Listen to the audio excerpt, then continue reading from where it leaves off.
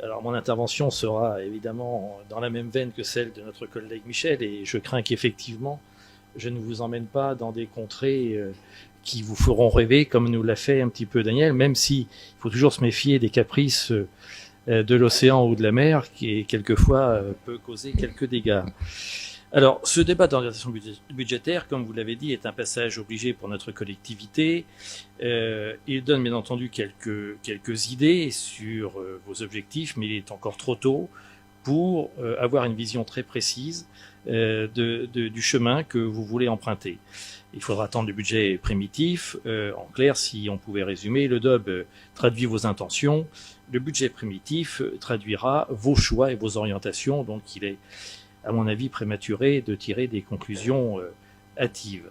Quelques remarques tout de même, et sans rentrer dans une bataille de chiffres, nous le ferons sans doute plus tard au moment du budget primitif et surtout du compte administratif. Vous parlez, j'ai toujours du mal quand j'entends que les dépenses de fonctionnement sont dynamiques. Le dynamisme, pour moi, c'est quelque chose de positif qui permet d'avancer. Alors, vous me direz qu'il y a des bonnes dépenses et des dépenses de fonctionnement qui sont quelquefois utiles. Mais globalement, chaque dépense de fonctionnement vient diminuer le résultat final. Et si on n'est pas certain que les recettes de fonctionnement vont augmenter au moins dans la même proportion, cela crée un déséquilibre et empêche ensuite, donne des difficultés pour investir. Donc les propos de Michel Suet étaient à mon avis tout à fait fondés sur la prudence dont il faut faire preuve pour l'instant. Et quand on regarde l'évolution de ces dépenses de fonctionnement, simplement un petit retour sur les échanges qui ont pu être quelquefois vifs au moment de la campagne électorale, cette évolution des dépenses de fonctionnement montre très clairement un désengagement sur deux points essentiels de notre collectivité, les collèges et la voirie. Vous nous dites que vous allez casser cette baisse, que vous allez remettre les choses à niveau.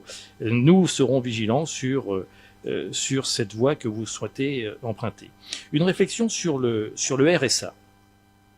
Vous nous avez dit, Monsieur le Président, que vous ne vouliez pas expérimenter la recentralisation du RSA malgré les 800 000 euros d'économies que l'on pourrait espérer.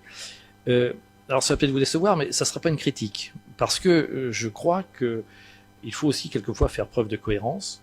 On ne peut pas vanter, comme je vous le disais tout à l'heure, les bienfaits de la proximité et vouloir recentraliser à tout crin. Je dis simplement qu'il faudra être vigilant sur le traitement du RSA dans les départements qui vont expérimenter cette recentralisation et ne pas être dans l'idéologie, mais d'être dans le pragmatisme le moment venu et d'en tirer les conclusions. D'autres chiffres, Michel Suet l'a évoqué, la baisse de la démographie, même si le solde migratoire semble bien orienté, pèse sur nos recettes, sur nos finances. Et nous avons le titre de premier département de France, malheureusement, un titre peu honorifique, au niveau de l'évolution de la démographie, je crois à égalité avec la Martinique. La même chose au niveau des départements les plus fragiles. Nous sommes le 11e département le plus fragile sur 103 collectivités. Et le lien que je veux faire avec cela, c'est que vous nous avez dit, Monsieur le Président, dans votre propos initial, que l'attractivité était pour vous un élément essentiel. Force est de constater que cette attractivité, dans les années passées, dans les mandats précédents, n'a pas été couronnée de succès. En tout cas, elle n'a pas progressé. Et je formule le vœu qu'ensemble, nous puissions effectivement rendre ce département attractif pour que la baisse démographique cesse et que nous soyons un petit peu moins fragiles que nous le sommes aujourd'hui. Donc, vous nous dites qu'effectivement, l'épargne nette a progressé. Je dirais que tout ceci est bien volatile, parce que ça ne dépend pas de nous. Nous sommes tributaires de ce qui se passe autour de nous, la reprise économique, bien entendu, les droits de mutation qui ont progressé, et sans doute que le département y a participé un peu avec l'opération Essayer-la-Nièvre, qui est venue appuyer, et il ne s'agit pas de critiquer systématiquement ce que vous faites, quand les choses vont dans le bon sens, il faut le dire. Mais je vous le dis, tout ceci est bien volatile parce que nous, enfin voilà, une maison qui a été vendue, je suis pas sûr qu'elle se revende en 2021, je suis pas sûr qu'elle se revende en 2022, en 2023. En tout cas, ça serait pas bon signe si elle se revendait, parce que cela pourrait signifier que les gens que nous avons su attirer chez nous ne s'y plaisent pas et aient envie de repartir. Nous avons aussi perçu au titre de la compensation, au titre des départements défavorisés, des sommes importantes. Je ne suis pas certain que nous devions nous en réjouir, même si je crois qu'il y a 67 départements dans le pays qui bénéficient de cette compensation qui avait été initiée en son temps par Nicolas Sarkozy.